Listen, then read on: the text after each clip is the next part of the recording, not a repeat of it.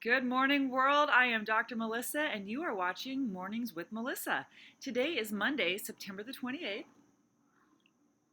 And I've been reading the news this morning, and I've been reading the news over the last week. I know it's been a minute since my last video, but honestly, there just hasn't been that much good stuff in the news, so I've been collecting stories that we could talk about them today. Now, the biggest story I would like to talk about with you today is that there was a study that came out recently showing the beneficial effects that zinc has for people's ability to overcome the effects of the coronavirus.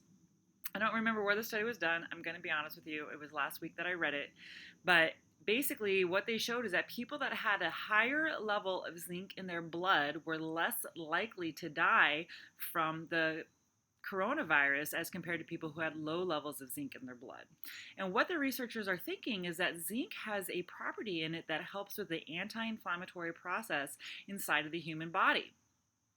Now, I don't know if you've been following the coronavirus, but one of the things they've recently come out with as a theory to why the coronavirus is so bad is that it causes something called a bradykinin storm. And what that means is it's like an inflammatory response that causes swelling.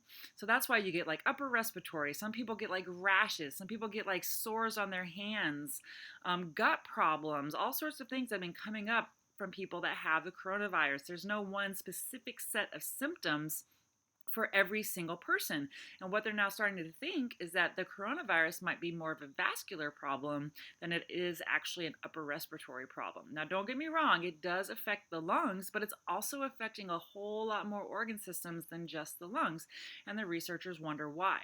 But what they found is that zinc, people with higher levels of zinc in their systems are less likely to die from COVID. So I thought that was really cool. Now, if you're going to go out there and start supplementing zinc, let me tell you, talk with your healthcare provider, especially if you're thinking about going over the recommended dose on the bottle. Always start with the recommended dose on the bottle, but if you have any questions, talk with a person that you know about your health. Don't just take my advice. Talk with somebody who actually knows you, knows your health, and knows your history. Now, if you've seen my videos from last week or the week before, you will also know that I did a post about Dr. Anthony Fauci and some of the vitamins that he recommended for health and immunity, and those happen to be vitamin D and vitamin C. Now, it is well known for a very long time that vitamin C and vitamin D do help us with our immunity. So, I say we got to get down with the CDZ, the vitamin C, vitamin D, vitamin zinc, to help us have the health that we're seeking so we can help us overcome the coronavirus if we happen to get it. And again, always talk with your healthcare provider and never go above any recommended doses that you read on a bottle. Speaking of things about doses on a bottle, have you guys heard about not the Bradykinin, what am I talking about? About the Benadryl challenge, right? Like, kids are dying because of this. And what are they doing? How many Benadryl can you take?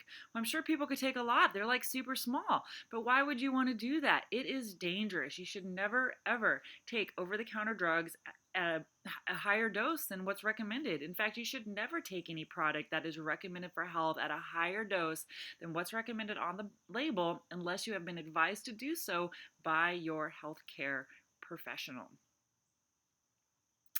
So that all being said, parents, we don't just keep our drugs locked away for the 3-year-olds that might get into the cabinets. We got to keep them locked away all the time, especially for these young teenagers. People are curious. They want to try things. They want to see what happens. And of course, as we all know, we all used to be teenagers once. We think we're invincible, but we know we're not invincible. So please, parents, protect your children. Keep all of your drugs locked up.